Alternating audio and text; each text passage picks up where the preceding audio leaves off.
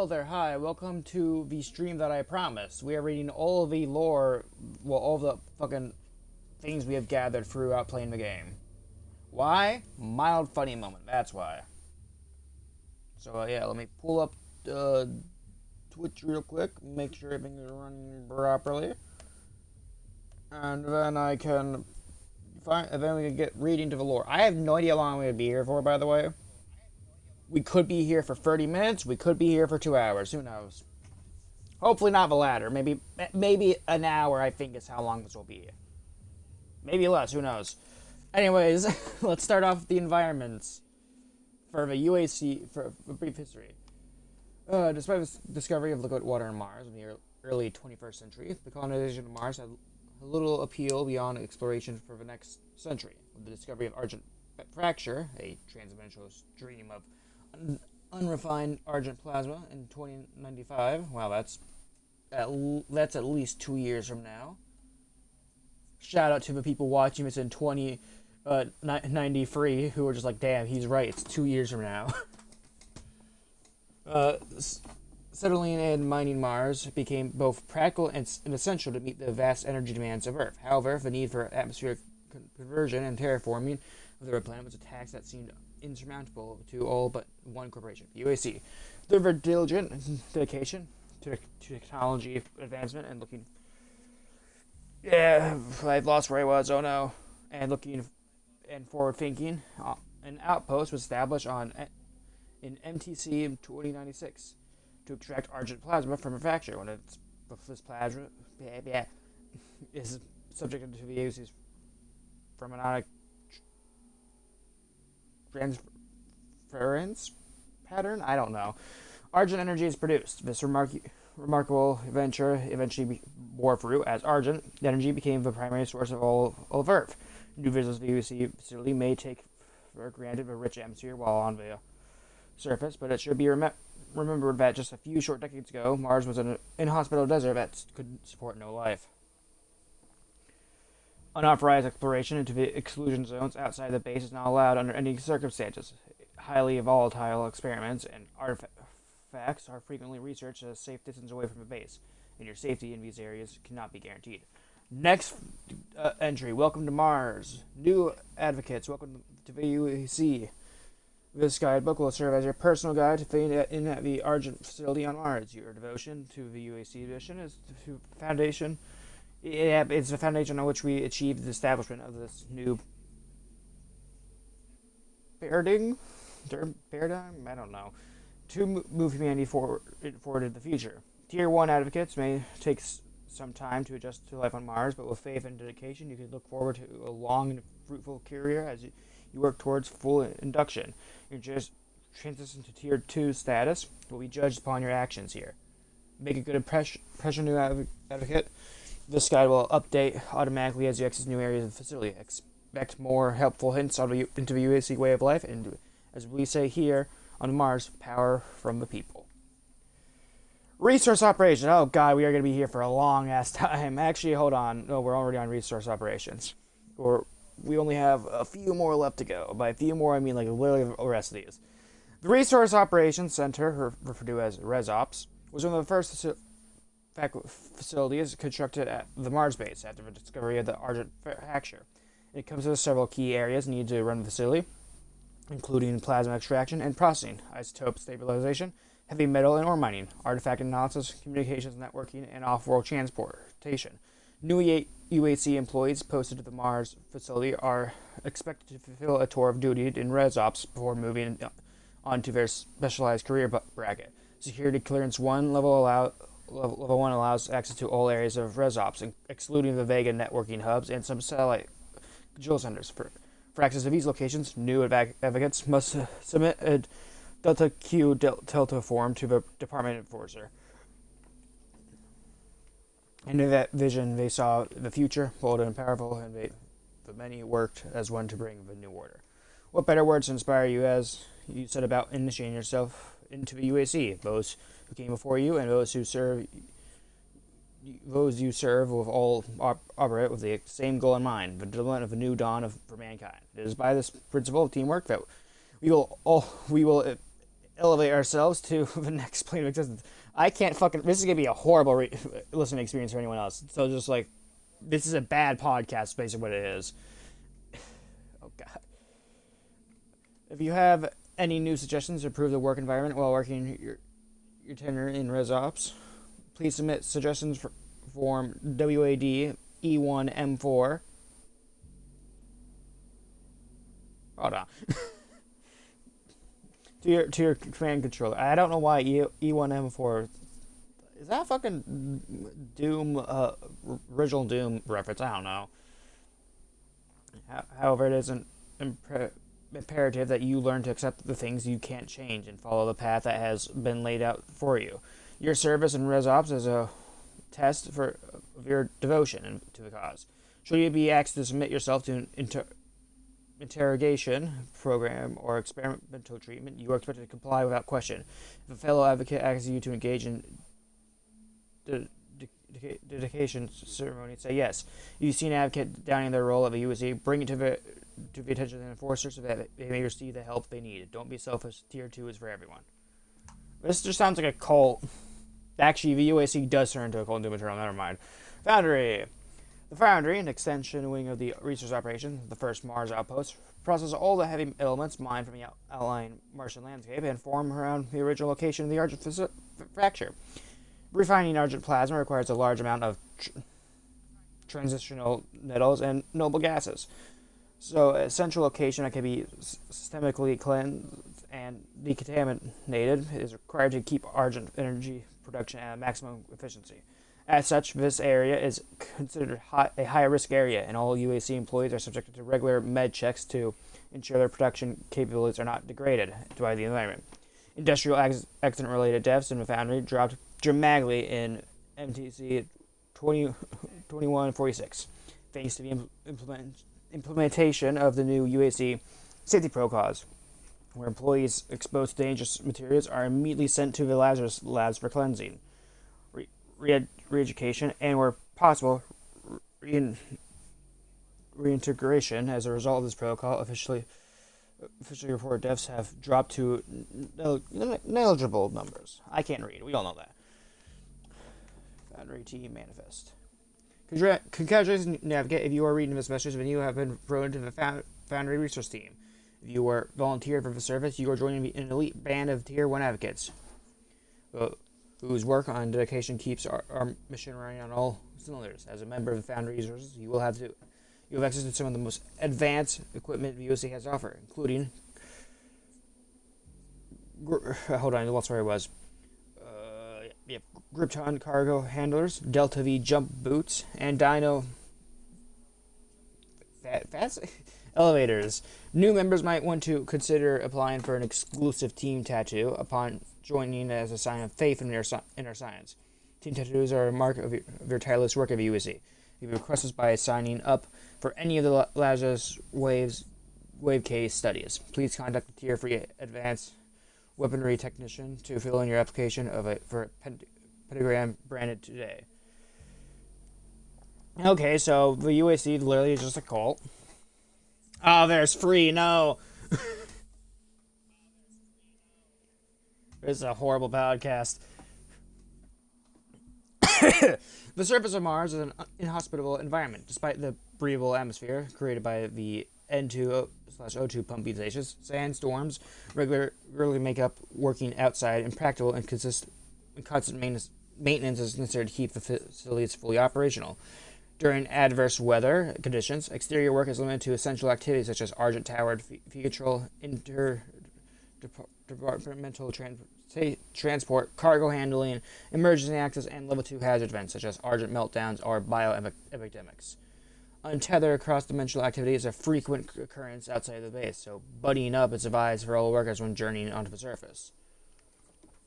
Exterior opportunities at times, Tier 1 and Tier 2 activists will be asked to perform dangerous duties that include exterior work.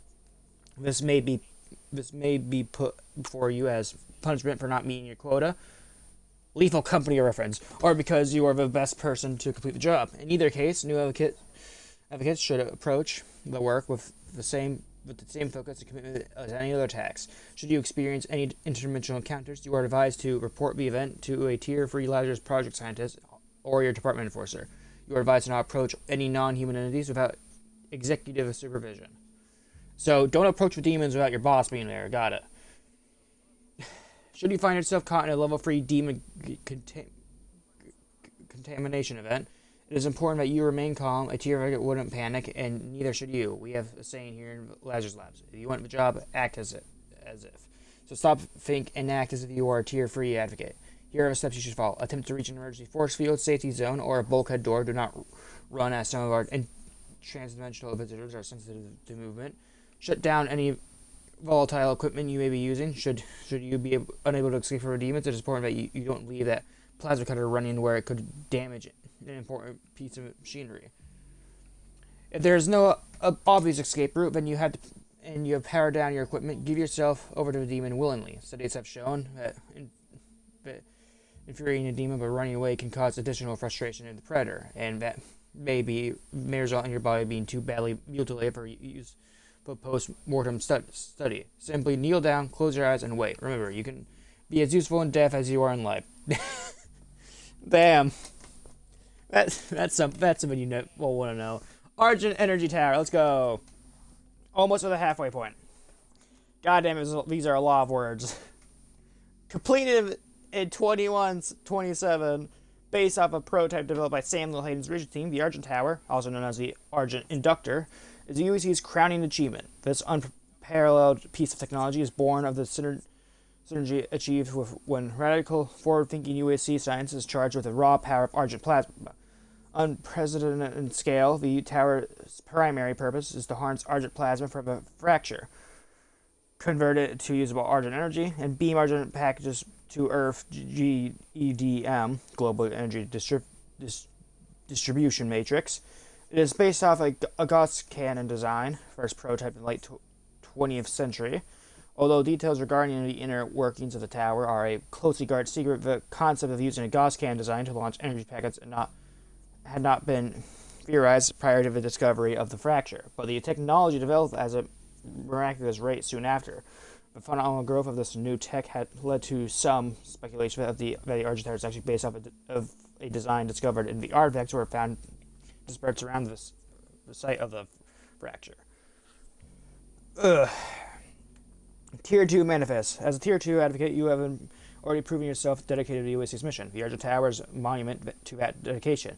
It is the center of our universe. It is our triumphal arch. It is the gate that marks the path to our future. As such, it must be cared for with reverence. I don't know. And devotion, as if it were your own child. It is up to you, Tier 2 advocate, to make sure that our altar to the future functions perfectly at all times. Whether your job is to clean the Argent filters or calculate the plasmatic isotope mix, or just to oil the hinges on a blast door, approach your work as a professional, as a follower, and as a hero to the cause of the science. Unlike everything else in your life, your work here matters. And remember, from within it flows the power, and the power must always flow. You have been warned. Let's go. I can't pronounce Sanctum. I probably just butchered that.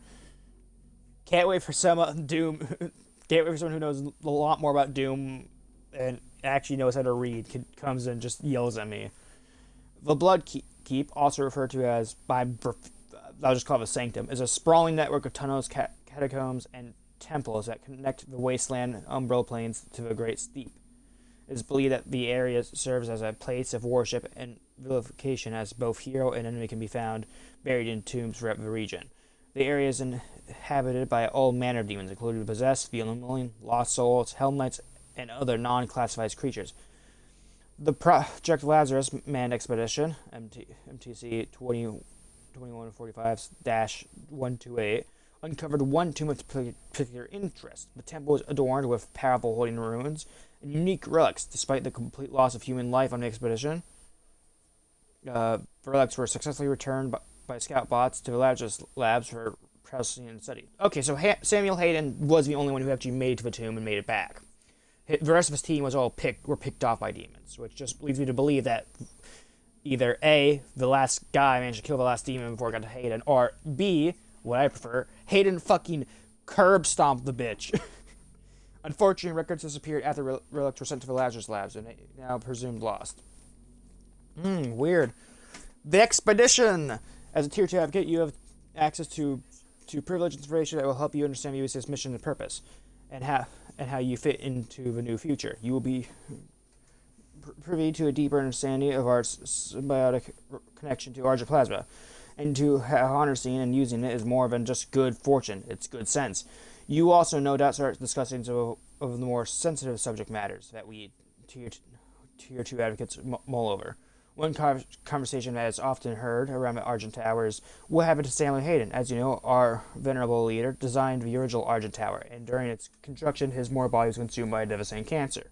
Despite this, Samuel did not give up and used the power of Argent energy to create a new, more powerful body for himself. Samuel was still Samuel, but he became so much more.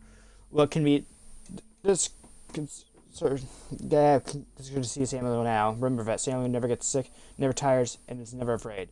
And what do we have to thank for that? Argent energy, of course. Do you want to be like Samuel? Set your sights on becoming a Tier 3 advocate. Tier 3 is where the secret power of you is revealed. Okay. We're about halfway through the environments. They're over the database, UAC, then over the database, which is only 9. Advanced Research Complex. Construction of the Advanced Research Complex was completed in MTC 2136. This vast state-of-the-art research, I can't read, design and production center uses cutting-edge technology and replication techniques to prototype everything from robotics to weaponry to subspace communication systems. The building's security, life support, and day-to-day operations are almost entirely managed by Vega, the Argent facility's in-house artificial intelligence mainframe. Due to the highly sensitive nature of the research being conducted at the ARC, the entire superstructure is essentially a Faraday cage to prevent any unauthorized communications beyond its walls. The ARC is the birthplace of several breakthrough studies fields, including BFG development, teleportation research, and cybernetic augmentation. This bastard, oh no, like game lagged. The bastard of, oh no, why is there the fire freezing in the background? This bastard advance throughout attracts the brightest minds in the scientific community and is considered humanity's brain trust. Okay, so ARC has been mentioned here, which are the good guys, the ones fighting against the UAC and Doom Eternal. Tier 3 Manifest. Welcome, Tier Advocates. You have elevated yourself to the next level of thinking. Your previous notions have been cleansed by science, and you see things now as they truly are. The true power of Argent energy, under the stewardship of the UAC, will drive us to the next age of mankind. No more secrets, no more hiding. Your journey towards the final tier begins now. Our understanding of pan-dimensional existence grows each day. As we begin to realize the true power that flows from hell, we are changed into something much greater than we ever thought possible. Your life as Tier Advocate is more than just the work you perform.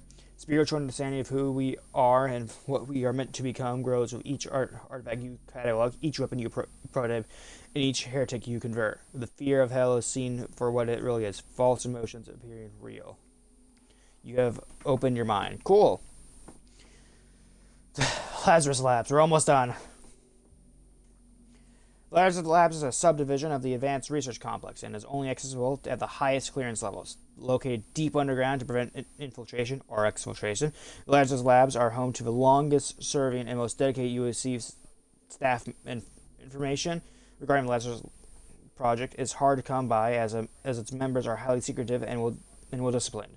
What is known is that any cross-dimensional anomalies, entities, artifacts are immediately sent to the Lazarus Labs for research and are never seen again. However, promotion of the Lazarus project is considered a badge of honor among the UAC staff, despite not knowing exactly what their work will entail. An important message. Fellow disciple.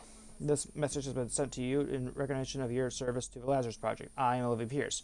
You've been granted the highest level of clearance we allow at the Lazarus Project, and as such, you are expected to partake in all rituals, sacrifices, and vivisection programs, both demon and human, as requested. Whether as a practitioner of the dark arts are a patient of cleansing, as we work tirelessly to open the gates to hell. Remember our mantra, the science will cleanse us. Our recent expedition to the Great Steep resulted in the retrieval of new tablets, which will help us further decode the Helix Stone. I must reiterate again the importance of fully decoding the stone. The scriptures tell us that it holds the key to both realizing our future and destroying us. So we must know it before the enemy. The enemy will come, and must be ready. While we are decoding the latest artifacts and relics, there will be no rest, no leave, no sleep. We must succeed. Our lives mean nothing. Opening the gate is everything. Okay. Titan's Realm. Oh god, we're 20 minutes in. We are going to be here for like forever. After the disastrous Project Lazarus Man expedition, though I'm not going to repeat that, it was decided to avoid the Sanctum until the environment was more conducive to human exploration. The second Project Lazarus Man expedition, the 177, was changed to a new location, an area referred to as the Great Steep. The Codex tablets described this area in detail. Through the Titan's Realm and down to the Great Steep, where the trophies of victory are kept through the ages. Their false idols banished to a wasteland, their towers fallen, their foundations ground to dust, their hollowed halls kept empty as cruel reminders that civilizations shall fall before the ascension of the Great Ones. A pilgrimage, let's go! If you are one of the lucky disciples who will get to experience a pilgrimage to hell, there are some preparations you must make for your journey. You must make sure all of your affairs are in order before you're leaving. Donate all of your belongings, including security-controlled materials, to a Tier 2 advocate and record any final logs you may wish to make. Your savings and assets will be used to fund additional UAC research. For expedition itself, you may wish to consider sedation. Advocates can get overwhelmed during their transition, and a medically administered balancing agent can help ease the excitement. Lastly, prepare your mind for the wonders you will experience. Seeing the remains of a Titan is an experience that will buckle the knees of the most steadfast advocate. If you are lucky, you may even get to see a live Titan. If you do, you must record the Titan immediately and hand your storage devices to a scout bot for safety. It is not known if any Titans still inhabit the Great Steep, so if you get the chance to be a sacrifice to one of these beasts, take it. I'm going to eat a Hot Pocket real quick.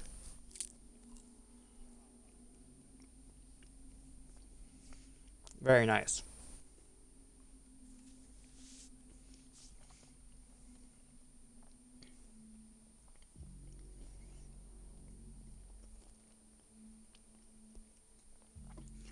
The Necropolis. When the expedition of 2148 reached the Great Steep, massive structures were found. Unlike any other yet seen in hell. It is believed that these structures were native to this area, absorbed into hell when the civilization was conquered.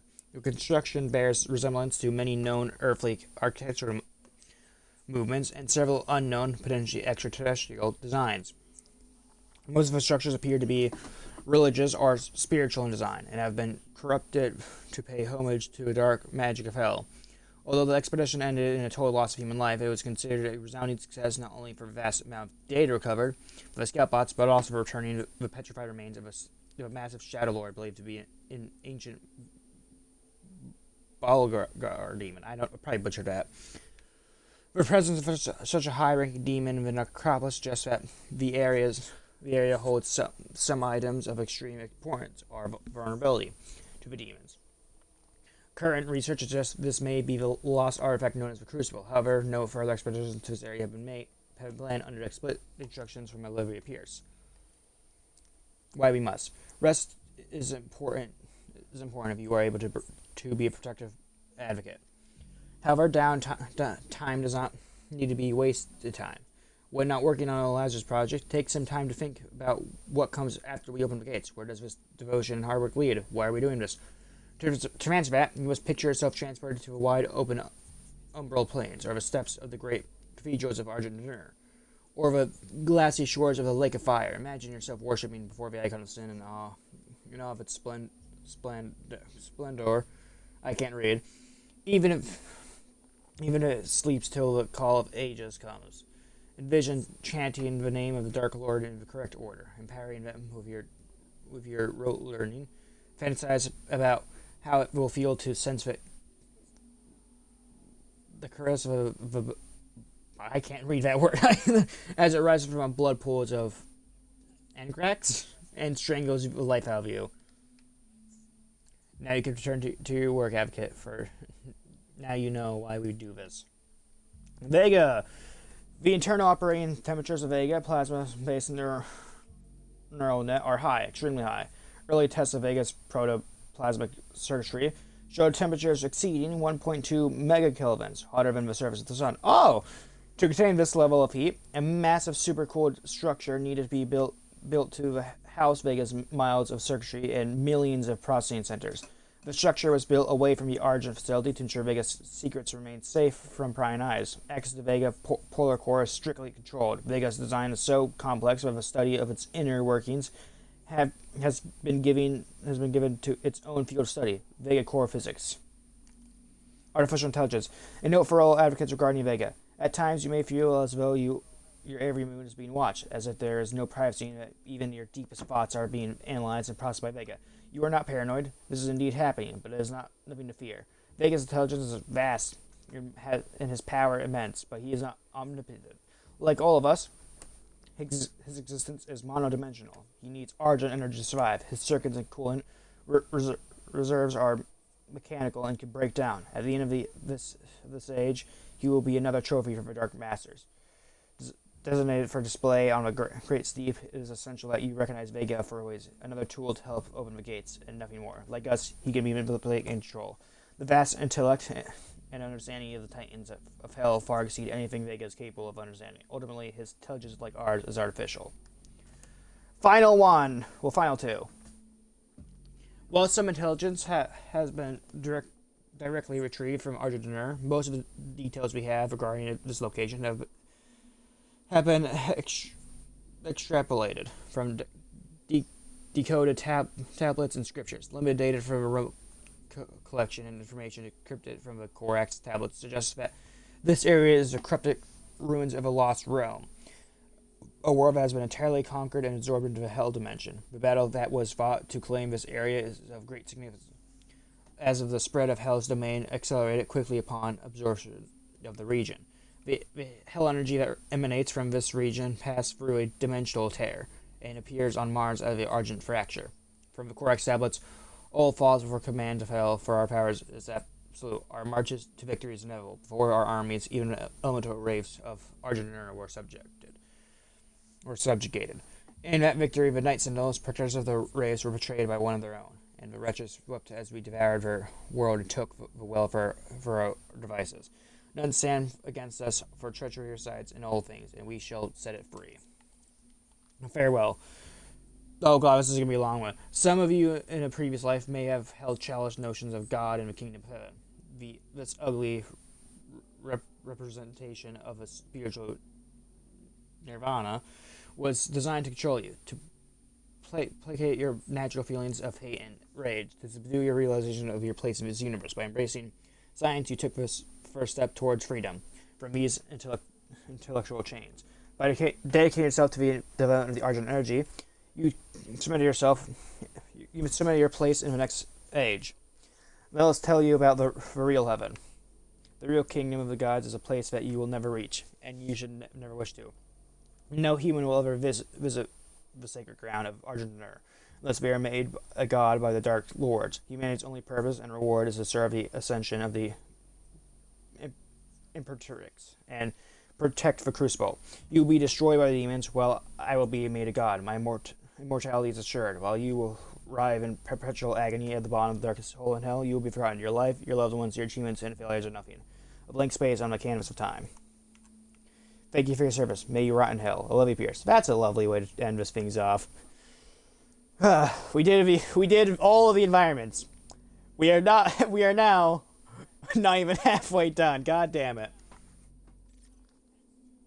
Okay, luckily these seem... Never mind, these are not going to be short. Well, they seem short. Health Station. The USC Health Station follows the same standard design specifications as its predecessor, the Health Pack. both improved nanobot dispersal and faster cellular analysis. When the patient's arm is inserted into the ministration sleeve, the health station initiates a microscopic atomic force scan on the subject and it administers a nanobot package that targets cellular I can't say that word. Chem clusters are then dosed to the patient, which stimulate rapid recovery.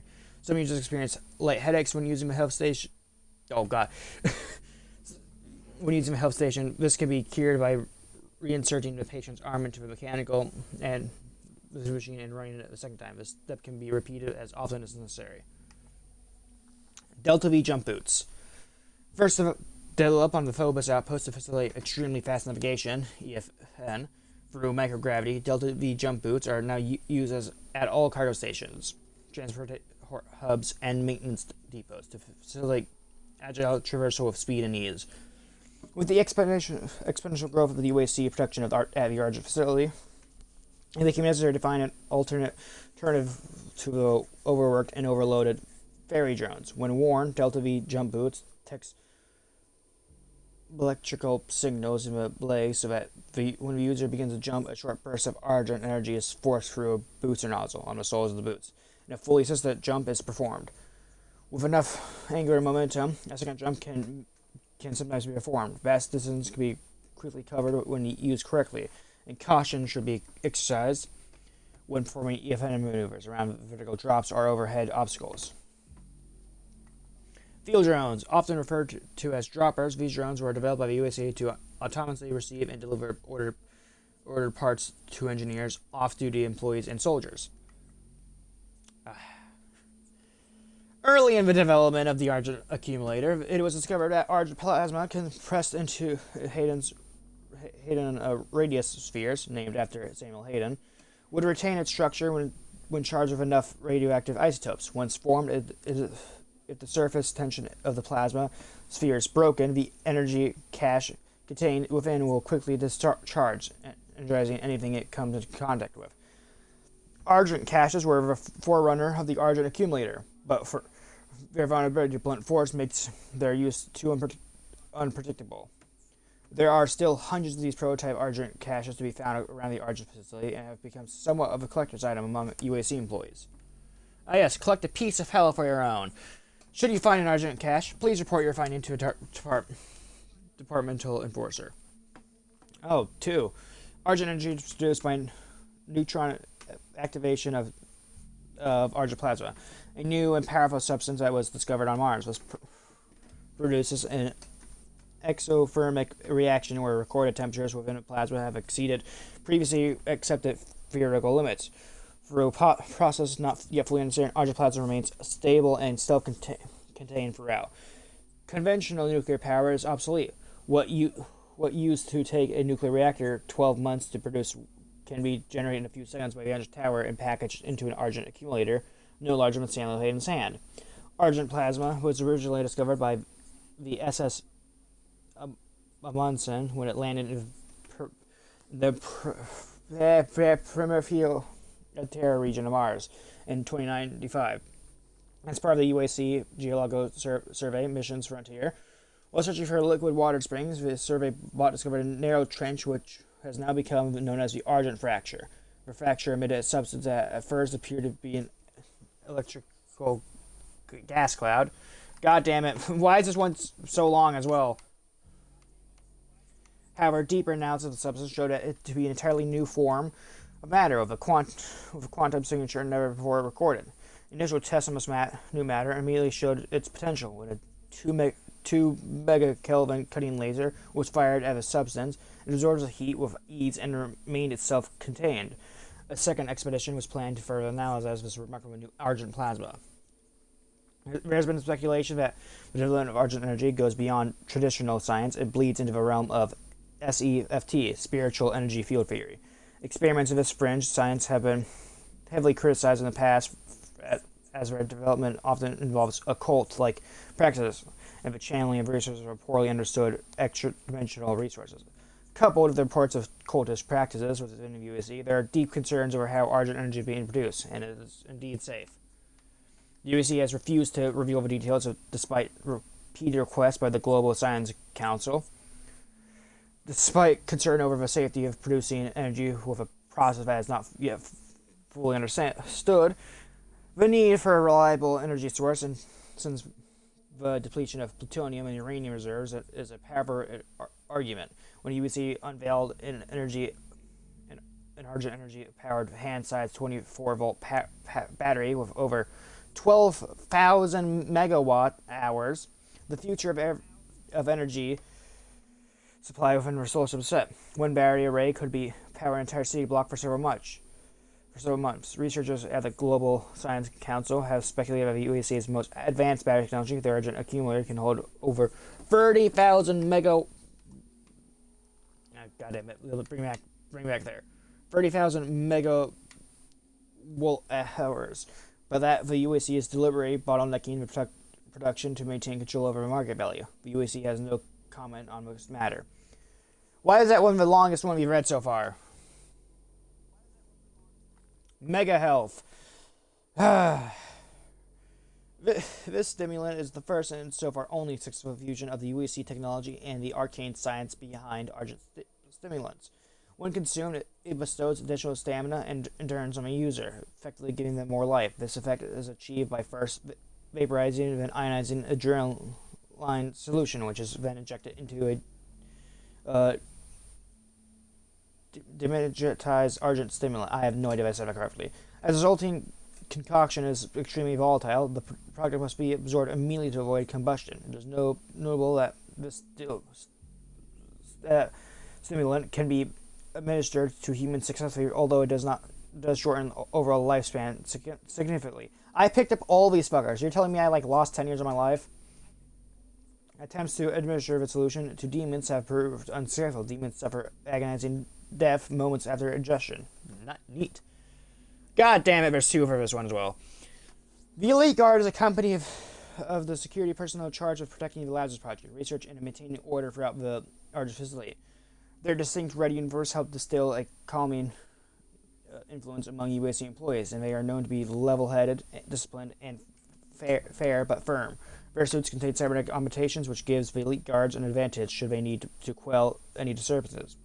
The augmentations allow them to be faster, stronger, or more resilient to injure. Too bad they're all fucking dead. UAC employees are advised to comply with any orders received from an Elite Guard. Their justification is absolute, answering only to the highest levels of executives of the UAC. If an Elite Guard kindly requests that you accompany them to the Lazarus Labs, you will be going to the Lazarus Labs. With such powerful capabilities in each Elite Guard, it is deemed necessary to implement a kill chip in each uniform, so that they might also be controlled should an uprising occur among their ranks. The kill chip responds to Lazarus Wave signature that can only be broadcast by Samuel Hayden or Olivia Pierce. Well, you shouldn't give it to Olivia Pierce, instead give it to Samuel Hayden only. Gorness, why is this here? Studies of demons upon entering this dimension have shown that their conduit is not purely vindictive. There's a method behind their actions. When a demon captures their prey, the fresh kill is taken to a temporary ceremonial site where arcane rituals are performed on a pile of blood and gore. When enough corpses have been gathered, the ceremonial site becomes a gore nest. These sites, imbued with hell energy from rituals, act as umbilical cords to hell. I don't know if that was the right word. Extreme caution must be taken when approaching gore nest. Attacking the nest, or indeed any demons within close proximity to the nest, will act as an alarm and siphon more demons from hell. We are done with database. UAC personnel. God, thank God there's only 3 of them. I was in a fucking aneurysm, but there's more than 3. Olivia Pierce is the head of biochemical research at the Argent facility, educated at Startsborg with the first-class honors degree in biomechanics and genetics. She joined her former mentor Samuel Hayden on Mars to head up the Lazarus Project. A few months after arriving at the Argent, Olivia was diagnosed with acute that affects scoliosis. The cause of this deformation is unknown. Given the option of being permanently wheelchair-bound or undergoing an experimental augmentation procedure, Olivia chose surgery. After several months in seclusion, Olivia reappeared on her feet with a new titanium exoskeleton grafted into her spinal column. Although the exoskeleton allows Olivia to stand and move on her own, it causes her extreme pain. Olivia refuses to do any pain management medication for her fear it will cloud her mind. Samuel saw Olivia as a protege. He sponsored her during her formal education. It was the driving force behind her promotion to a global science council. Olivia made her fortune as one of the founders of the nanostructure, aerospace, and defense systems. In part thanks to a sizable donation from Samuel, Olivia's career blossomed, and Samuel eventually offered her the freedom to design and run her own cutting-edge laboratory by joining the UAC. Olivia refused, saying that she had no interest in the energy business. When Olivia did finally leave Nanostruct, it came as a shock to the scientific community. She relinquished a position of sizable power and control to work at an isolated outpost 140 million miles from Earth. A former colleague of Olivia, Nanostruct, stated that Samuel sent her an artifact recovered near the Argent fracture, after which she became obsessed with joining the UAC. A few weeks later, she accepted the offer and became the leader of the Lazarus Project, working directly under Samuel Hayden. Before joining the UAC, Olivia was open to discussion about her endeavors and beliefs. She was known to have been an avid world traveler, served a 2-year tour of duty with the Global Science Council, and even spent time serving as a missionary in South America, which she noted was a spiritual but frivolous pilgrimage. Since moving to Mars, she has become a recluse, cutting off friends and family to focus on her secretive work on the Lazarus Project. She is rarely seen outside of the lab and no longer attends board meetings or any UAC press events. Past colleagues of Olivia have noted that this behavior may just mean that she has something spectacular to reveal in the near future. We get to one of the best characters. Samuel Hayden is the chairman of the UAC. Born into the wealthy and powerful Hayden family, he completed his master's in theoretical physics at Oxford University. He showed prodigious talent in several fields, including thermodynamics, electromagnetic theory, and nuclear science. At a young age, he established the Samuel Hayden Foundation, a philanthropic organization dedicated to sponsoring young scientific talents and funding scientific programs in schools and colleges. His daunting intellect made him a prime target for the UAC, and they recruited him soon after he was appointed General Director of the Global Science Council. Samuel took over leadership of the UAC a few months after the discovery of the Argent fracture, and immediately put the Argent Tower into production. During the construction of the Argent Tower, Samuel was diagnosed with stage 4 inoperable brain cancer. Samuel was given 6 months to live. He dedicated those last few months to finding a radical solution to his mortality: cybernetic transference. Before Samuel Hayden died, he completed detailed instructions and designs for a new body, a bionic automation with a plasmatronic processing core, a biomechanical brain. Samuel instructed that his frontal and temporal lobes were to remain intact, but the functions of his parietal and occipital lobes were to be bypassed and networked to the plasmatronic core. Samuel's personality, memories, reasoning, and comprehension would be carried over to his new framework, but his perception and calculation would become supercharged, powered by Argent caches and later by an Argent accumulator. The cybernetic transference was a success. Samuel returned bigger, stronger, and more formidable than before in a 3-meter-tall mechanoid body. When his decisions to choose such a mammoth mechanical physique was questioned, Samuel responded, dictating the future of mankind is dangerous work. You never know when we may need a hero. Stem cells and neural conditioning agents keep his organic matter, specifically his brain, constantly rejuvenating.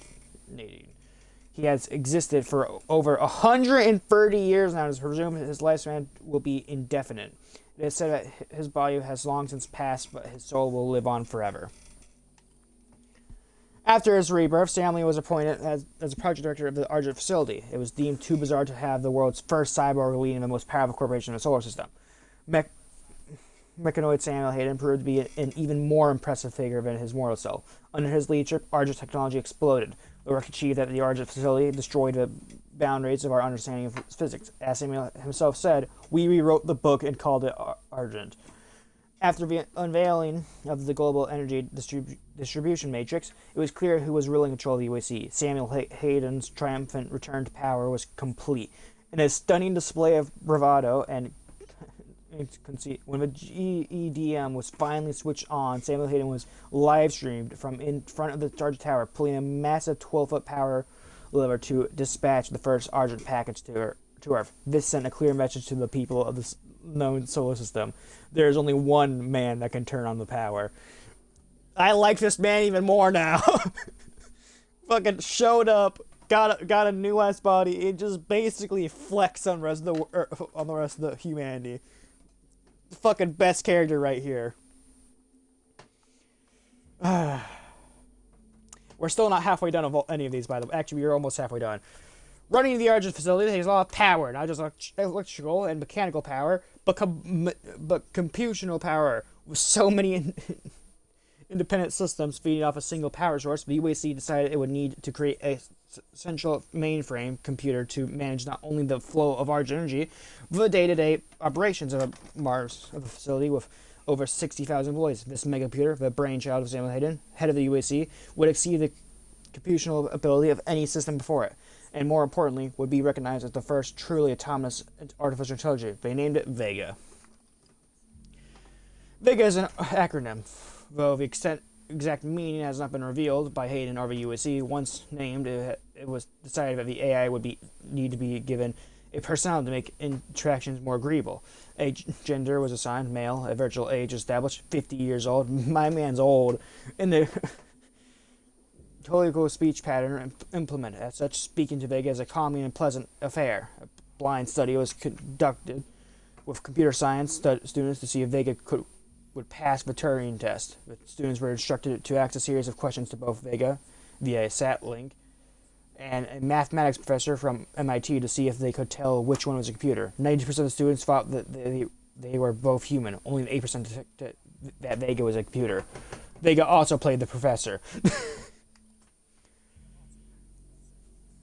Vega is powered by a mix of unrefined Argent plasma, taken directly from the Argent fracture, and UAC technology. Well, details regarding the development of Vega are closely guarded secret. It is rumored that Vega's core is powered by a piece of arcane technology found near the Argent fracture. The behavior and calculating power of Vega is unprecedented in AI theory, and the system is to some extent self-taught. After the initial core software was uploaded, Vega began gathering data from all the UAC subsystems without oversight, and effectively took control of the Mars facility operations. Vega also proposed a more effective method for processing Argent plasma into Argent energy, devised better analysis theorems, and even designed a new Argent compression scheme, only for the development of Argent caches and later the Argent accumulator. I've been reading so many words. We've been here for 45 minutes. Correction, almost 50 minutes. Next one, weapons. God damn it, there's so many. One correctly charged, ionized, and compressed deadly packets of Argent energy can be released in a controlled manner at a velocity and potential energy quota, lethal company reference, for executing conventional weapons. This weaponization of the Argent energy led to the development and mass production of the plasma rifle, but the UAC realized they were capable of much more. The BFG 9000 is the culmination of those efforts. Only one prototype of the final weapon exists, and it is housed deep within the ARC in the BFG division. This weapon delivers streams of supercharged Argent energy to multiple targets, and is to some extent self-guiding. The streams will seek any cache of Argent it can find. Usually demons or human testers have had Argent beacons surgically implanted. When the streams find the target, they release all the stored energy in a fraction of a second, delivering it an electrical shock that instantly boils the blood and fatty tissues of the recipient. Spontaneous explosion of the subject often follows. I have 82 kills on this thing. The theoretical design for the BFG 9000 was put forward by the R&D department in the Advanced Research Complex. The concept was later given its own funding program. The BFG division was formed to develop a working design. Several prototypes, weapons have since been made. The prototypes never went into full production due to numerous testing accidents, and the deadly radiation spikes produced previous versions of the weapon had slightly different energy patterns to the current generation. Some release solitary argent spheres that unleash a deadly wave upon impact. Others form an argent laser that cuts through anything in its path. The current BF prototype, the BFG 9000, creates argent-seeking streams that seek out targets and boil them alive. Advocates witness the BFG 9000 with a great triumph for the glory of the Ascension. Could there be an entirely new type of weapon, born not only of traditional UAC technology, but by your faith and dedication of the cause? This is what we strive for. Understanding beyond traditional science, unrestrained by the repressive thinking of dimensionally bound contemplation, only through our use of SEFT can the power of such mighty weapon be realized. Such a weapon requires not only science, but belief. Well, access to the VFG 9000 is strictly limited to tier 3 advocates. You are encouraged to envision the day you too might get to see the magnificence of its design. If you are lucky to still experience the invigorating touch of its majestic form of argent energy. Chain gun. Why is there so much? I only have one more kill on this over the BFG. Wow. Oh god. If all these have free fucking things, we're gonna be here forever. I might have to split this up into 2 streams. Oh my god. The Delta 12 chain gun, often referred to as the D12 by operatives, is a highly velocity-heavy weapon capable of suppressing multiple targets at once. Recent changes to the fire mechanisms have pushed the Delta 12 to the physical limits of a ballistic weapon. An argent-infused piston compressed gas with a firing crucible to over 220,000 psi. When released, this launches a 15mm tungsten slug with a muzzle velocity of nearly 5,000 feet per second. The heat generated by this action is siphoned into a thermal gel compound that automatically charges the 96-volt battery pack. This allows the weapon to sustain the almost endless firing cycle as long as the ammunition is present. The Delta 12 chain gun weighs 45 kilograms, making it a lethal but cumbersome armament. Only 45? How much is that in pounds? I don't know. Oh, hey. Thank God. Oh, my. All these descriptions are just a bit shorter. Oh, my God. Only 70 kills with a Gatling rotary. Wow.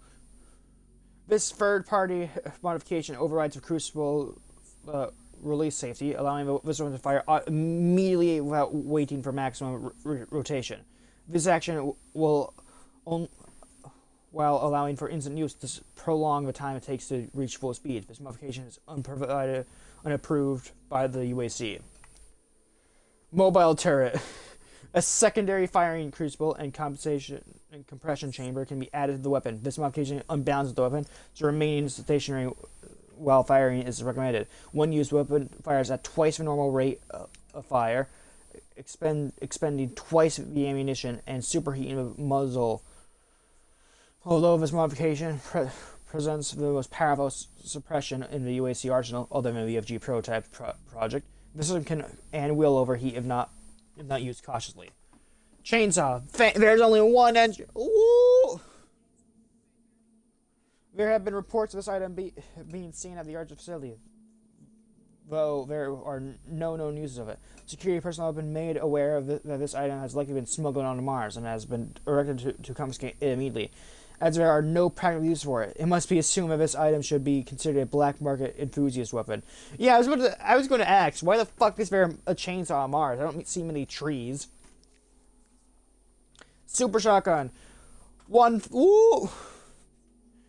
While this weapon has been removed from the USA's approved weapon arsenal, many various operators insist that there's no better, I can't read, alternative for close combat. It offers incomparable, I can't read, destructive power at extremely close range, but it's completely ineffective at long range. This weapon is light and small, making it a favored secondary weapon that no self-respecting combat specialist would be seen without.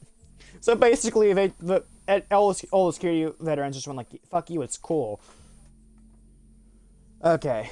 The Gauss accelerator design has been used by the USC as the basis for numerous industrial projects over years, such as the Argent Tower itself and the ore diggers found on Deimos and Phobos. With very few moving parts, the Gauss cannon makes a reliable power weapon. By accelerating steel sheets through a magnetized chamber, extremely high velocities can be achieved. This weapon has near perfect accuracy thanks to the aerodynamic designs of the projectiles. I can't read. We're reaching that point of the stream. Ammunition is cheap and readily available, and is designed to maintain its composition when passing through organic material.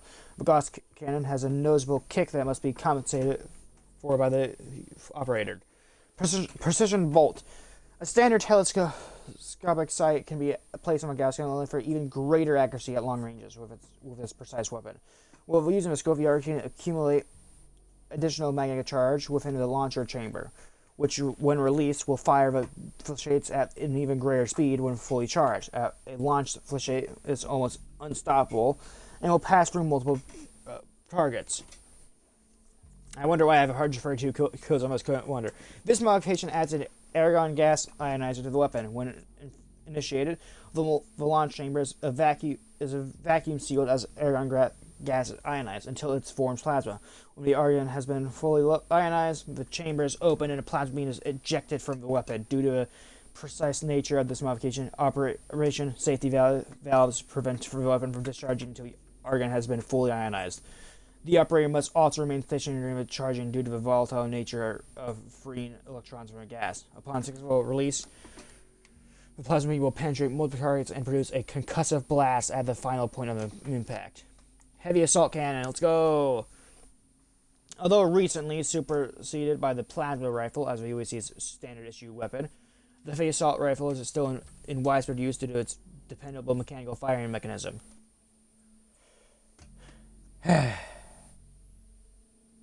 accuracy at long range and an abundant supply of ammunition, the weapon is effective at all engagement distance and is best used against a solitary target. Unless a micro-missile modification is present, the standard issue ammunition is a 50.50 caliber FMG round. That's a fucking big caliber, by the way.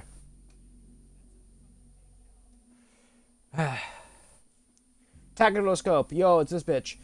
The heavy assault can be fitted by a parallax compensating telescopic sight that allows for multiple zoom levels and gimbal-mounted recoil stabilizers. The higher accuracy of the UAC TS3 turns the HAR into an excellent weapon rifle that is sniper that is capable of firing multiple rounds without creating unmanageable recoil. No, don't go down. A multi-chambered cylinder located under the primary barrel can be loaded with up to 6 HMK missiles. These are small but deadly rockets were designed to deliver multiple payloads to a single target. They can also be used to subdue multiple targets within a tight kill zone. The missiles will detonate shortly after making contact with any surface. Onto the pistol. Every UAC employs provided a standard UAC EMG energy matter gel sidearm upon promotion to Tier 2 and above. This sidearm is reliable and effective at short range. A gravity gear dynamo in the stock charges a capacitor whenever the operator moves. When the weapon is fired, the capacitor compresses up to 4 megawatts of argent energy into a hardened plasma gel and launches the slug at high velocity. The gel slug has the same impact properties of conventional ammunition, making this weapon act and feel like a standard ballistic firearm. The weapon is constructed off of firmly diffused metal alloy, which allows it to discharge rapidly and repeatedly without overheating or compressing the accuracy. The capacitor in the EMG can also be upgraded to concentrate the energy into one large pulse for more stopping power. Plasma rifle. Oh god. The plasma rifle became standard issue among military units with the advent of argent energy, with argent-powered electromagnetic accelerators. Based off the HIGP PGD design of the early 21st century, this weapon delivers a rapid salvo of plasmoids that inflict both impact and thermal damage to the target. Stun bomb. This modification condenses multiple plasma into a single pulse. The resulting discharge exceeds the Fahrenheit limit, creating a string of Bragg-Land currents. The resulting filamentary structure will incapacitate any target caught within the radius for a few seconds. This modification requires cooling between uses. Heat blast. A copper crucible attached to the focusing lens of the plasma rifle absorbs residual thermal energy from a weapon and can discharge it instantly by transferring the heat to a diffusion chamber. I can't read. This creates a heat wave from the end of the weapon that causes localized damage and sometimes creates a pressure wave that will knock back targets. The crucible discharge will recharges with normal use of the weapon, while the operator of the weapon is partially shielded from a charge. It's recommended that a thermal protection uniform, such as the X-suit, prototypes, be worn while operating this modification. Oh god. Rocket launcher, we're almost done. This weapon has seen little design modifications since developed in the late 21st century. It's standard issue of heavy weapon specialists and all military forces due to its unparalleled direct impact and radius damage. The UAC improved the design slightly by adding an automated quick reload. The weapon casing has been retrofitted to accept UAC developed modifications. Remote detonation. This simple modification applies a nanofiber membrane to the fuse of the projectile upon leaving the firing chamber. This membrane contains a graphite wave laced with low-density explosives, allowing the operator to override the impact fuse and detonate the explosive charge within the projectile at any time after launch. Care must be used when employing this modification, as there is no safety system present to prevent self-harm. Each projectile for the UAC rocket launcher is fitted with a guidance system at manufacture. This modification activates that guidance system. Micromotors in the fin assembly will guide the rocket towards a painted target. When an operator uses a built-in laser targeter to lock on to a target, a salvo of 3 rockets is launched in rapid succession. Targeting requires a steady hand for several seconds, but once achieved, guided projectiles will never miss their mark. They in fact do. Combat shotgun. The UAC shotgun disperses a spread of high-velocity buckshot for maximum impact against the enemy. Ideally suited for an operative who requires a speedy response for deadly close encounters. The wide coverage of this weapon loses impact at long range. The weapon is forged from a high-quality titanium steel alloy to ensure maximum reliability, repeat rate, and yield strength. Explosive shot. This shotgun ammunition incorporates a glycerin fuse that detonates on a shell upon impact. Embedded shots disperse at the point of impact, creating a wide area of effect, highly effective against multiple targets or when detonated to the rear of enemies defiled. An Argent charge, Argent compression reloader allows the operator to automatically fire up to 3 rounds in rapid succession. With the immunity at close range, this action is devastating, taking down all but the most resilient of the adversaries. The compression reloader requires several seconds to recompress after use. The Cyber Grenade was designed to work with the Doom Marine's Praetor suit, specifically to make use of the Argent receptors found in the gloves and chest plate. The grenade has 3 stages. When primed, the grenade releases a positively charged particle field around itself and the operator's hand. Then when the grenade is released and explodes, it releases a negatively charged particle field over a distance of a few meters. The negatively charged particle attracts Argent plasma for any demon caught in radius, tearing the plasma from their cells. Finally, the positively charged Praetor suit then attracts the negatively charged Argent cloud and gathers the plasma. This siphons energy back into the suit, partially healing the Doom's Marine. The design of this weapon is conventional in nature, though it has been refined to perform at the limit of its ballistic capabilities. The UAC fragmentation grenade uses a comedy explosive package encased in a steel alloy shell. It has an effective fatality radius of about 5 meters. Improvements of the anticipated M67 grenade include a more reliable chemical fuse mechanism, interior machining of the casing to provide more efficient allow this perusal, and a trigger switch safety clip to prevent unwanted activation. The newer Comty explosives also ensures the radio pressure wave has no drop spots, ensuring full damage potential within the fatality zone. Hologram. This ancient piece of tech, what the fuck you mean tech, is as effective today as it was when it first invented in the early 21st century. The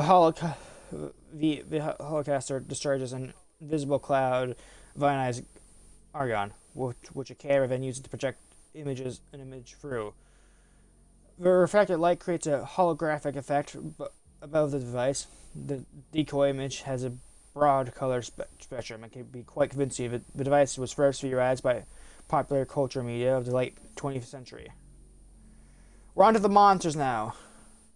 Never mind, that's 36. So we'll go to tutorials. Oh. I'll save the monsters for last. Okay, chat.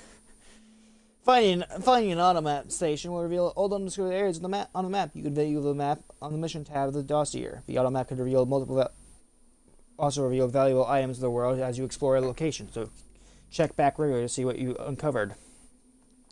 Chainsaw specialized melee weapon that is accessed by pressing X. Using a chainsaw requires field. The bigger the demon, the more you need.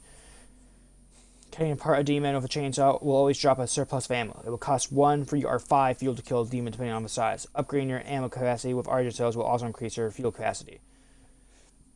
Participating in combat will now reward weapon upgrade points. Find it and kill as many demons as possible during the mission to maximize your combat range. You can track your combat range progress on the top of your helmet's display. Press LB to use an equipment item when you have it available. Equipment items are on a recharge timer that must complete before they can be used again. The equipment system can be improved by upgrading the prayer suit. Cycle through available equipment by pressing right or left on the D-pad. If you have 2 mods available for a weapon, you can quickly switch between them by pressing up on the D-pad. Glory kills. What do you mean takes enough damage? They become staggered, which is indicated by a blue highlight. Once you are in range to perform a glory kill, the highlights will change colors to orange, and then you can press RS to eliminate them. Attack demons from any angle, including from above, to perform different glory kills. Glory killing demons will always drop health. Double jump.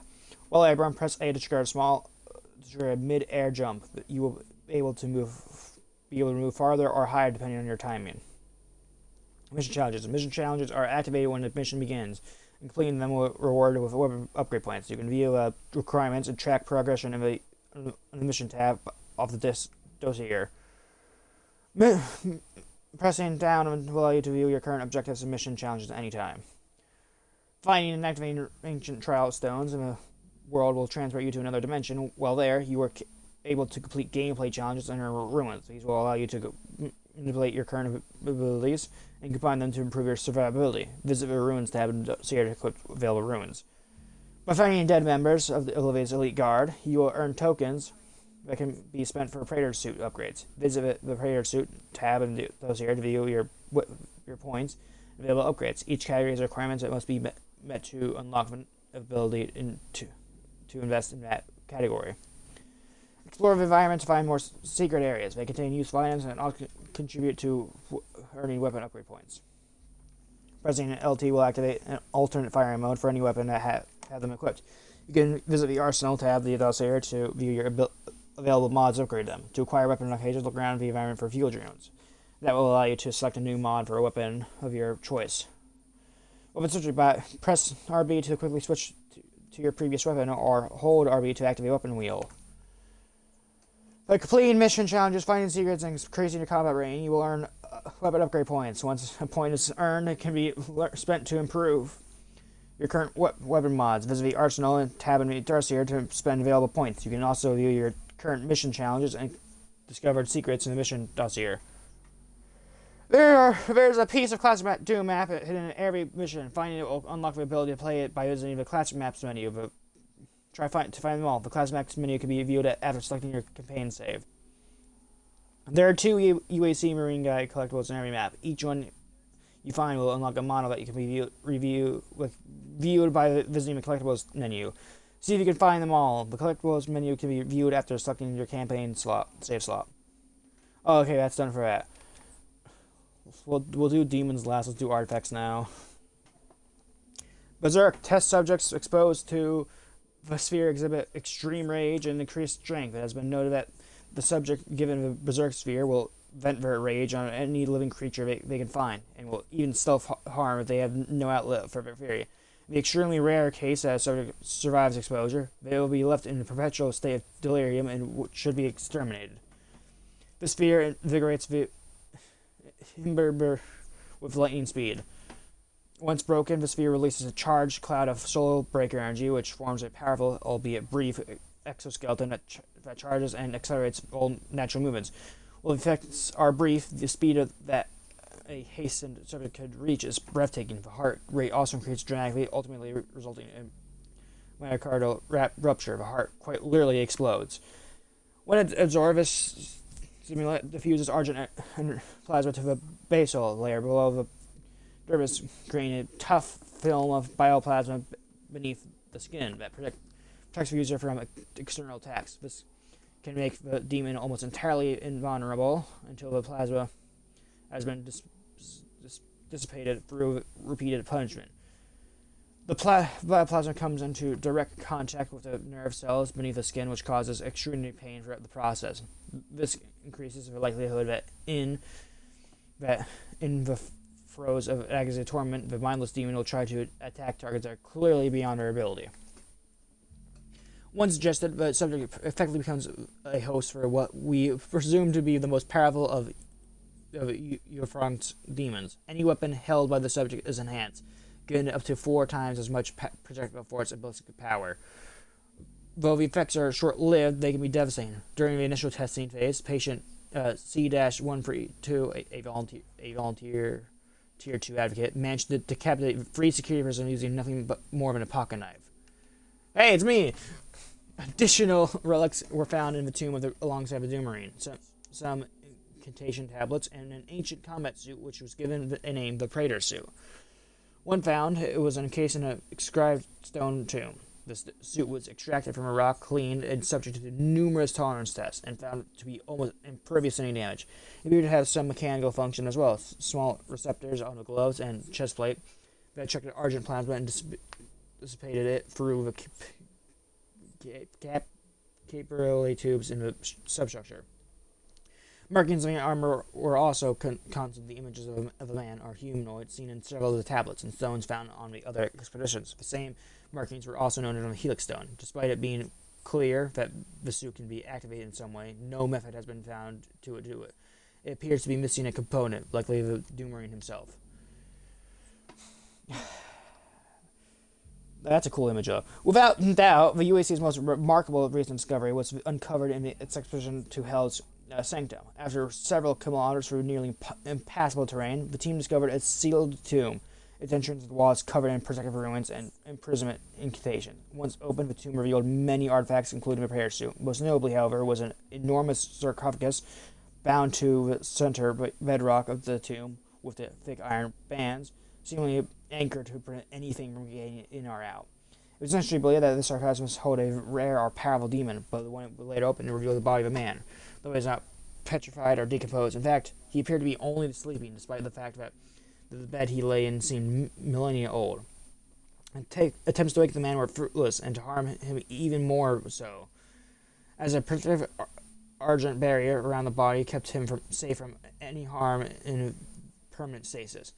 UBC archivists catalogued the discovery as DM1-F, but project personnel had soon dubbed him the Doomarine.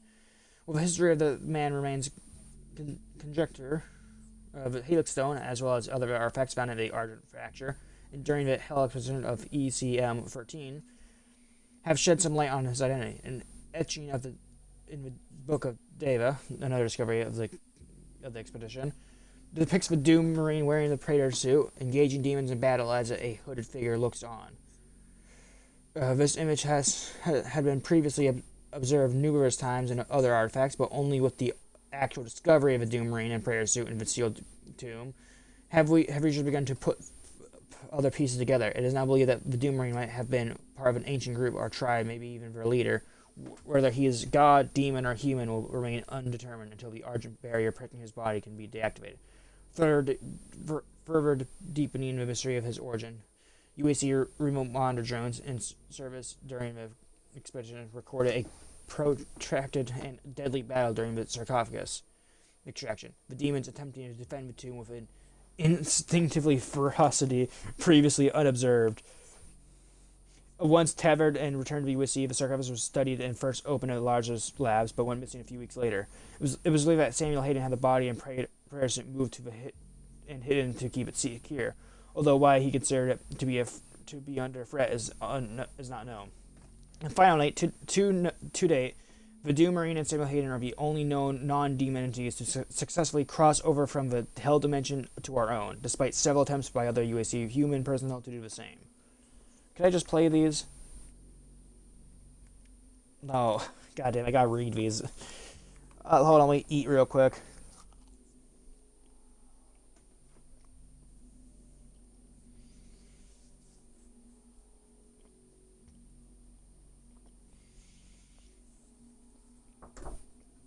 What?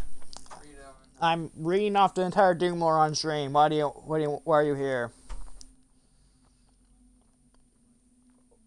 Are you serious? I said I would do it. Now leave my room. Have so much potential. I am reading the entire I said I would do this. I'm reading the Doom lore. I'm gonna watch it at 2x speed so I can get double the lore. I'm going to do another fucking stream of this. I haven't even gotten to the demons yet. In the first stage of the first battle, the shadows first lengthened. One stood, burned by the embers of the Armageddon, his soul blistered by the fires of hell, and tainted beyond ascension. He chose a path of perpetual torment. In his ravenous hatred, he found no peace, and with boiling blood, he scoured the umbral plains, seeking vengeance against the dark lords who had wronged him. He wore the crown of the Night Notes, and those that tasted the bite of his sword named him the Doomslayer. Timbered by the fires of hell, his iron will remain steadfast through a passage that preys upon the weak. For he alone was the Hell Walker, the unchained predator, who sought retribution in old quarters, dark and light, fire and ice, in the beginning and in the end. And he hunted the slaves of doom with barbarous cruelty.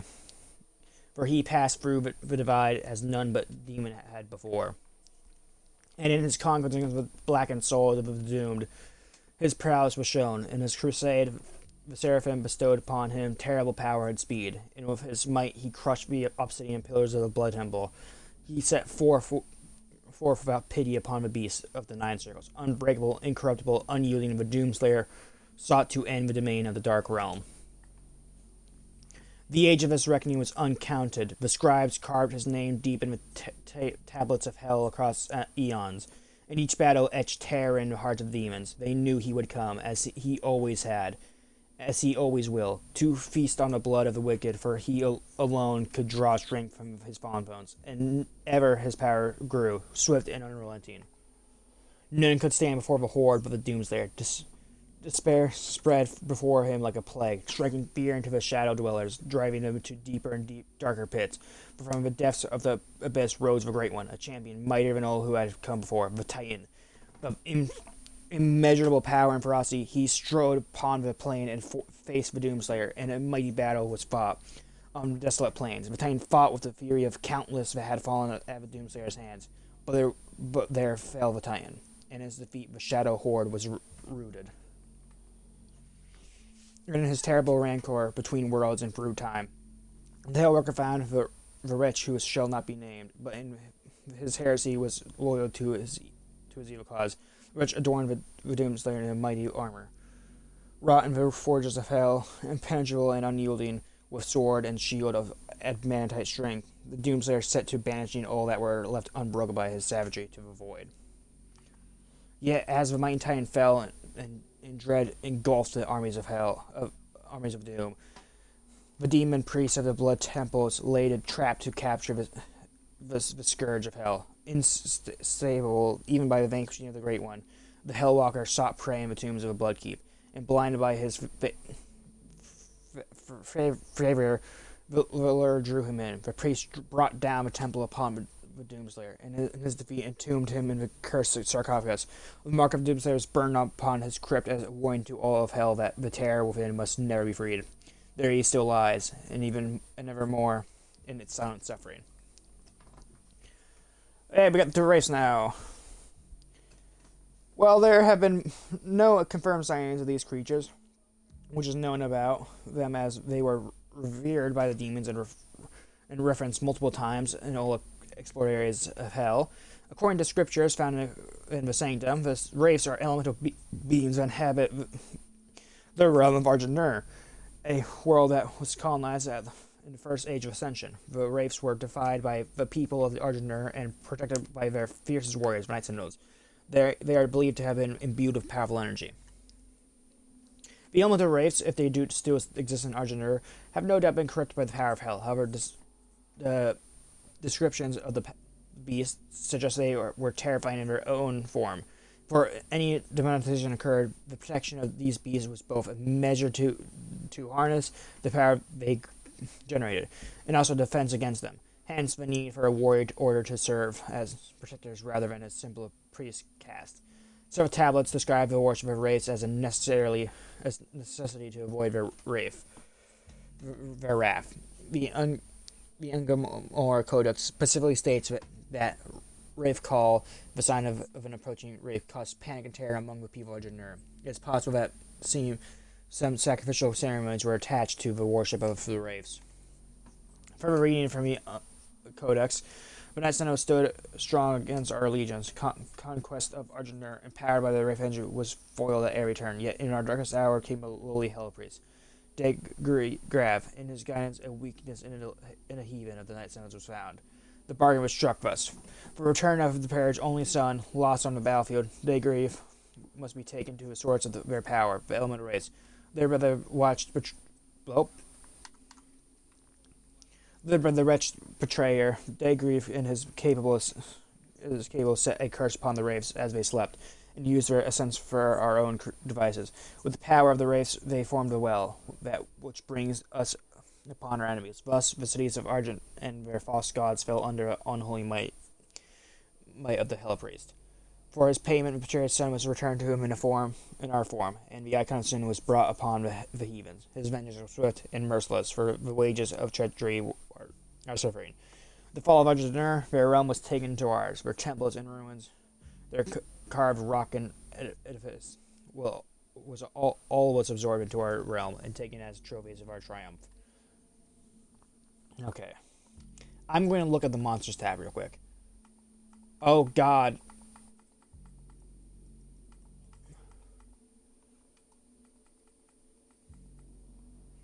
Okay.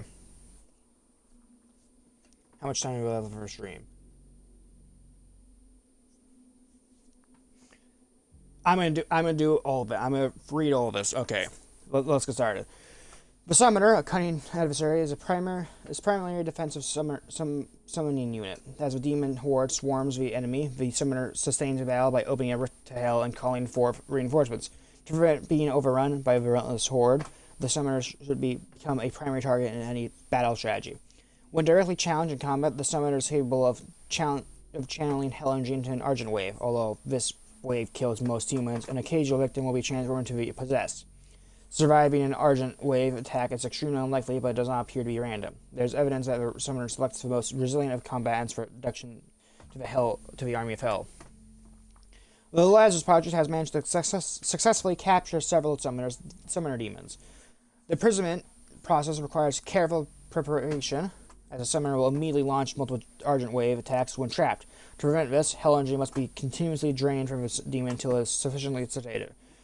Anatomical study of the Summoner suggests that it is a highly evolved subgenus of the imp form. Baron of Hell. The Baron of Hell is the highest demon among the order of the Hell Knights. They rarely leave Hell, and no Baron of Hell has yet been captured by any of the Tevering operations.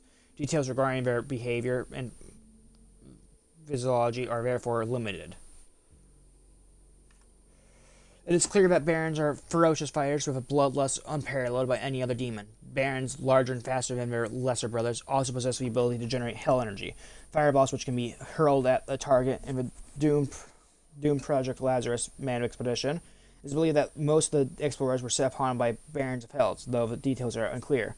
Tablets retrieved from the Great Steep in the UAC Automated Survey of 2143, such that barons are the current royal guard of the unknown Dark Lord of the Fourth Age. While the nature of this entity is unknown, as it must be presumed that as the royal guard's power are significantly increased, so too has the power of their master. Meatball time. Cacodemons are monstrous cyanotic demons driven by the desire to feed. They display limited intelligence, but are often sent into a fray as their natural size and abilities make them an intimidating weapon for the demon horde. When a cacodemon senses the presence of the living, it will hunt them relentlessly until it gets close enough to gnaw on them using an impressive set of mandibles. To aid the hunt, cacodemons have a psychoactive neurotic bile which spews it at range. On contact, this bile inhibits I can't read the perception of the target and compromises movement. The effects wear off after a few moments, which is often enough time for the lumbering beast to get within bite range. A big boy, considered to be the most significant marker of the success of the development of the Argent organic research, the Cyber Demon is a flagship creation of the Lazarus Project. The symbiotic union of a Balgar demon found during the second Project Lazarus Man expedition. An Argent accumulator, this beast is capable of withstanding so much punishment that the creature must be kept in a permanent suspended animation. Repeated attempts to subdue the beast prove unsuccessful, as when exhausted, the Cyber Demon simply replenishes its life force from the accumulator and attacks again with greater ferocity. Only by removing the Argent implant can the beast be restrained. The Cyber Demon remains in stasis until a suitable method of control can be found. The Corex tablets discovered during the UAC Automated Survey of 2143 mentioned an ancient battle in the Titan's Realm. During the Third Age, an expedition to the plains recovered several relics, including the petrified remains of a massive Shadow Lord believed to be an ancient Balgar demon.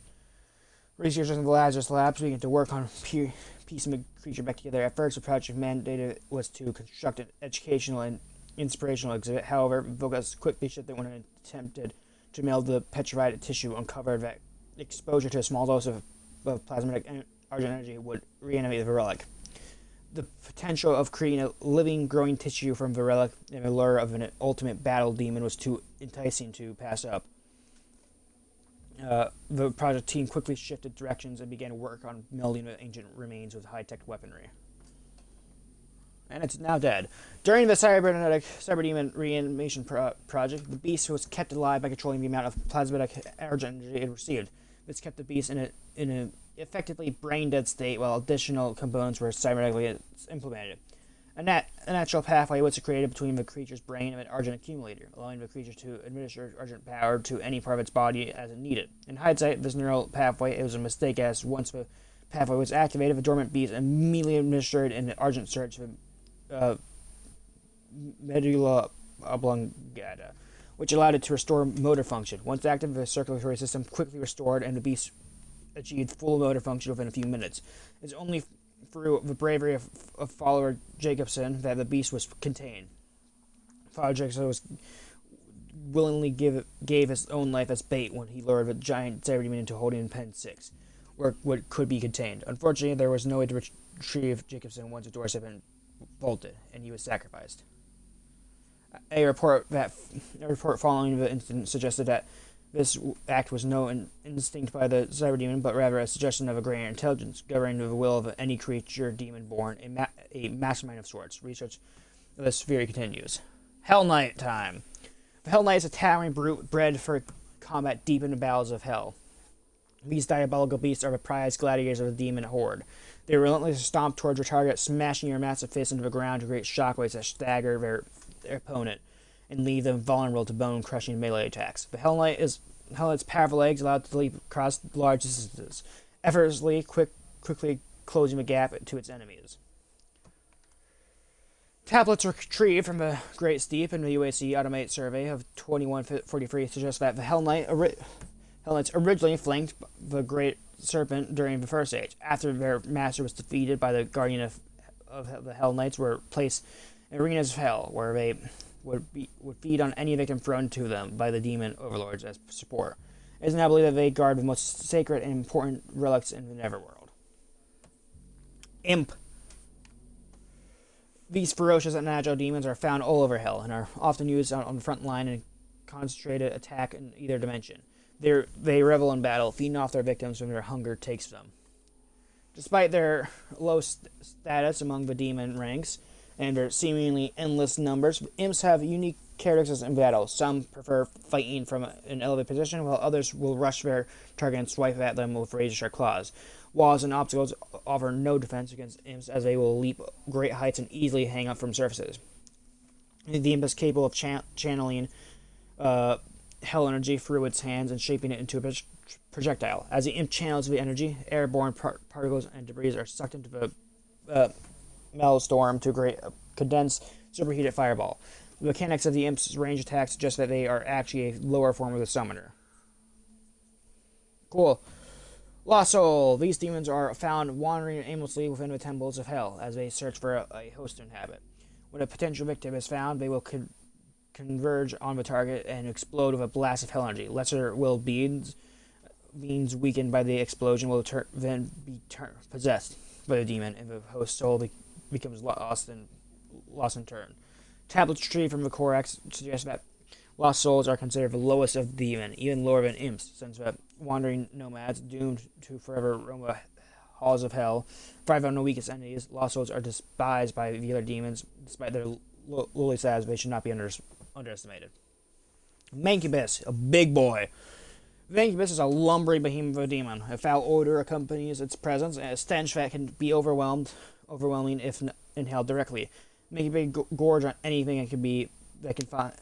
they can find, and are not averse to eating rancid flesh. Their diet rots in their digestive system, making their innards highly flammable. These foul creatures are decked in light armor when they reach maturity, but their grotesque frame soon outgrows the armor, exposing their stomach and faces.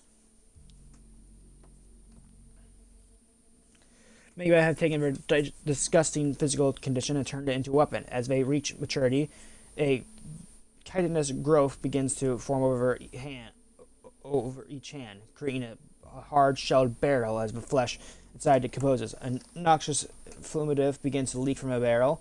Niggas can spew this discharge from a barrel over a remarkable distance. The volatile goo ignites under a tremendous pressure, creating a highly effective biochemical flamethrower. Their bizarre physique can also be their undoing. The putrid skin covering their soft bellies easily pierced. When exposed, their organs will explode violently, showering a sizable area with their revolting and toxic innards. Pinky time! These demonic animals are unnamed by those in hell. They were colloquially named Pinkies due to their unusual skin pigmentation.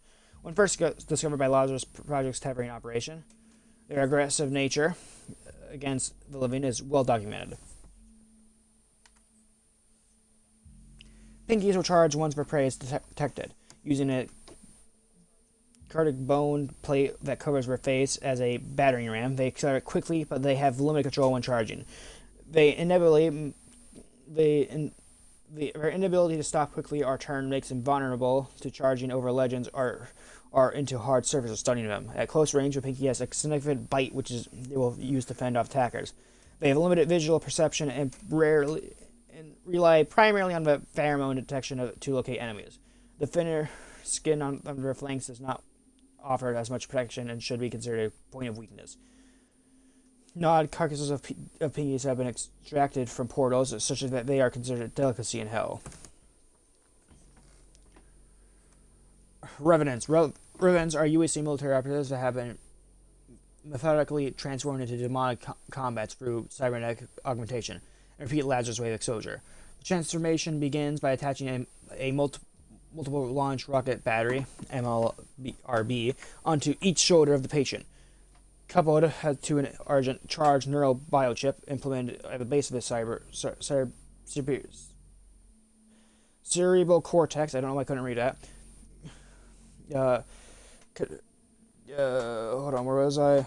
Blah, blah, blah.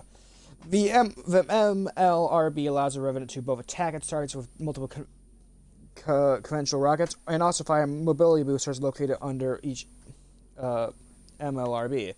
The MLRB implant operation is conducted with the patient in an antemortem state and without anesthesia, as it's imperative that the patient develops neural recognition of the augments before expiration.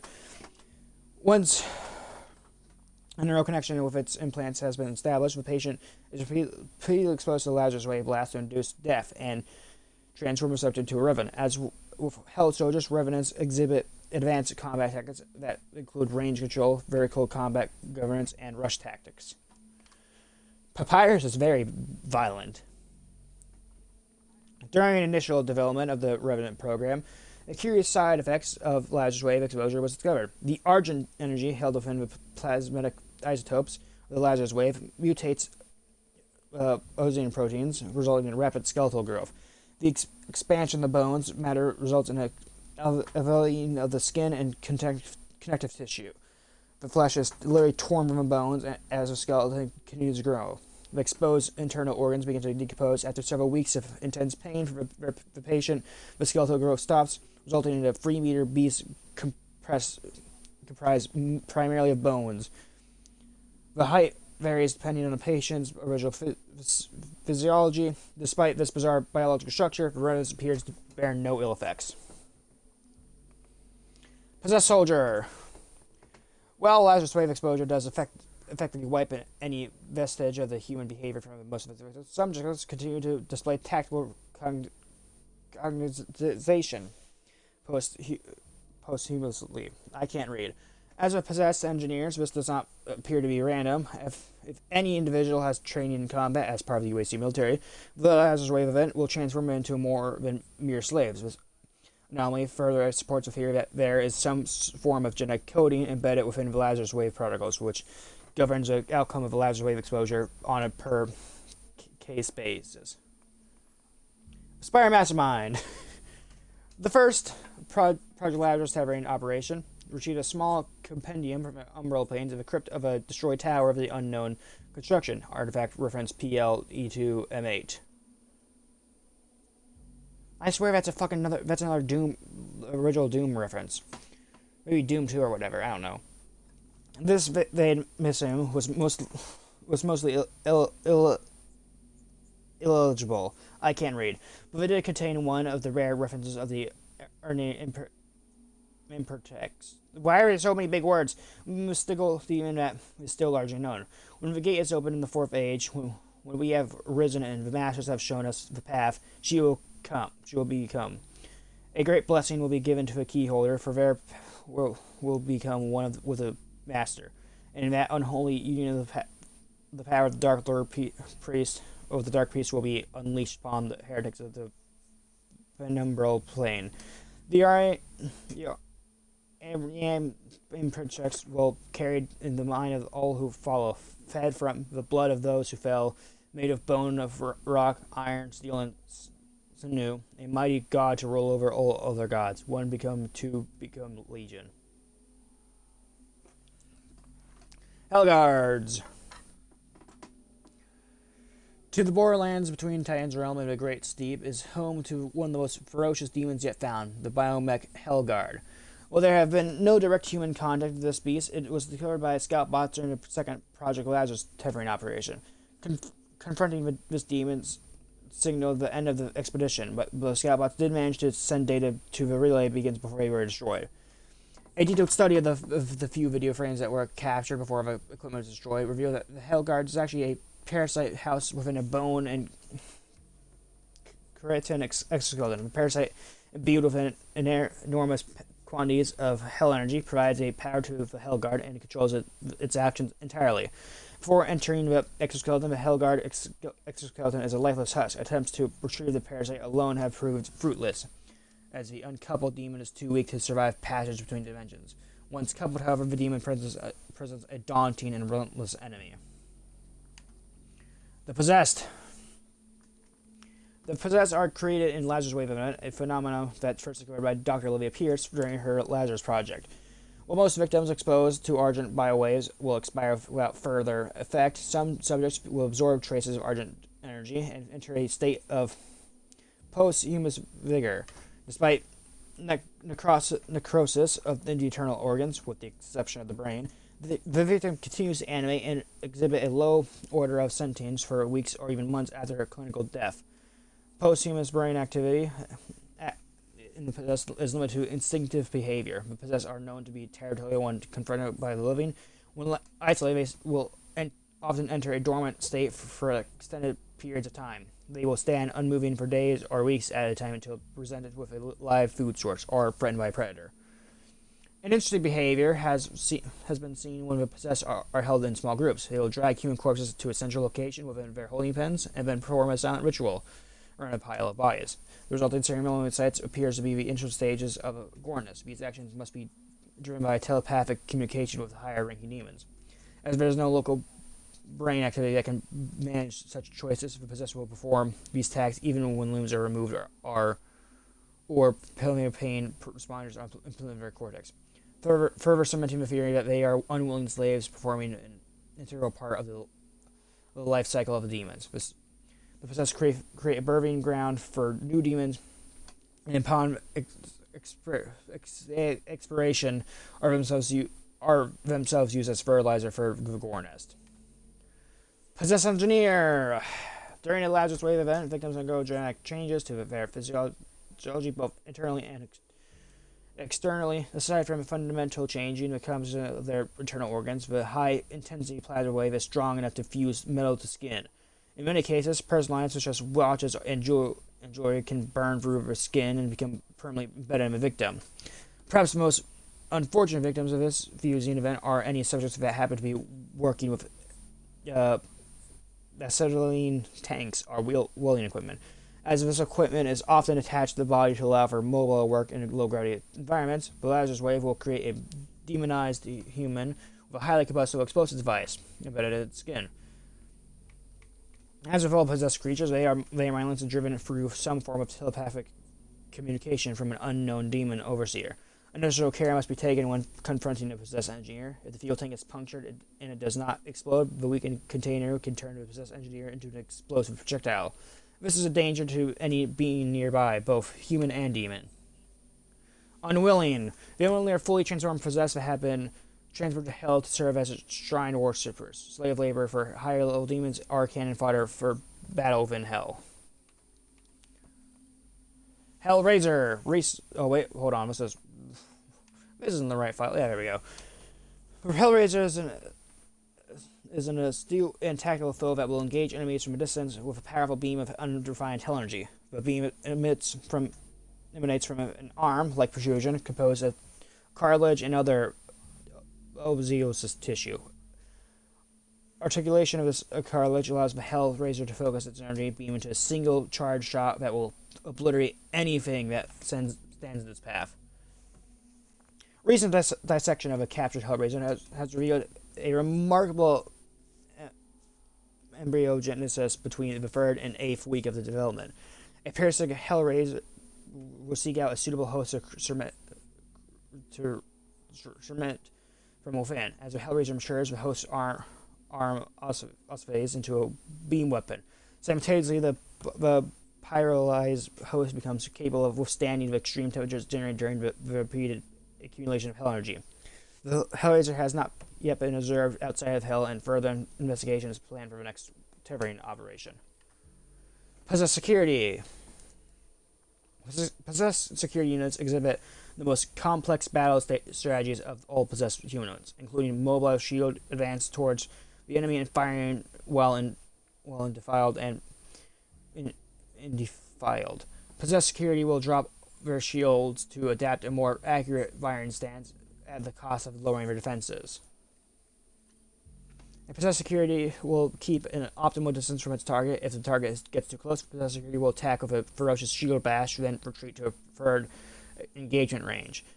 Possessed security have only been observed using the DS 117 UAC shotgun and shield outfit, which suggests that their ranks are exclusively created from members of Special Forces military unit called the UAC Neo Phalanx. Neo Phalanx is used exclusively as military defense for remote UAC colonies. Cyber Mancubus. Oh god, it's free for this one. The Mancubus strain of the demon has long been a subject of fascination among Lazarus Project scientists. Eager to understand the biology of these creatures, a team of biogeneticists, led by Dr. Pierce herself, was formed to research and manipulate the behavior and effect of the creatures. The work of Dr. Pierce and her biogeneticists proved to be successful, and several cyber mancubi are currently held in captivity within the Lazarus Project laboratories. They are held under the strictest UAC protocol security protocols, so there's no chance of an escape. Citation needed. Yeah. The cybernetic mancubus differs from its naturally occurring brethren in several ways. The chitinous growth on each arm has been replaced with a UEC-developed rifling barrel, which allows the mancubus to fire its bile at a much greater distance. Resulting ejection, however, does not ignite. The bile is still highly toxic and will quickly poison any organic creature it hits. Their behavior has also been modified to make them favor a longer engagement distance to complement their long-range bio-sniping weapon. While attempts have been made to provide better fitting armor to these cybernetic monsters, they invariably outgrow their uniforms within a few weeks. This is the last one. It's the last one, chat. The Spectre is the unfortunate result of a misguided attempt to genetically modify the Pinky. Several Pinkies were gathering during the first Lazarus Project's tethering operation. 4 of the captured beasts were vivisected, while 3 other these experiments resulted in the death. The subject, 1 resulted in the Pinky with limited psionic abilities. In an attempt to increase its ocular capacity, the optic nerve of its coccyx was transplanted to a Pinky. After the operation, the animal was returned to its enclosure to recover. It is believed that the beast was accidentally released from its pen, and when its keeper, thinking the Spectre had escaped, opened the gate several months after the first Spectre went missing. The second tethering option captured 2 fertile specimens. Presumably, the original Spectre wandered into the Lazarus Wave testing facility until it was teleported back to hell by a summoner. It is unknown how the Spectre managed to breed. The psionic trait has carried to the offspring. Besides psionic invisibility, there are no differences between the Pinky and the Spectre. And that is it. An hour and 47 minutes of Doom lore. Well, not really Doom lore, more than just me reading all the codex. Was that worth it? No. Was it a good workout for... Hey, at least I was talking the entire time, though, during the stream.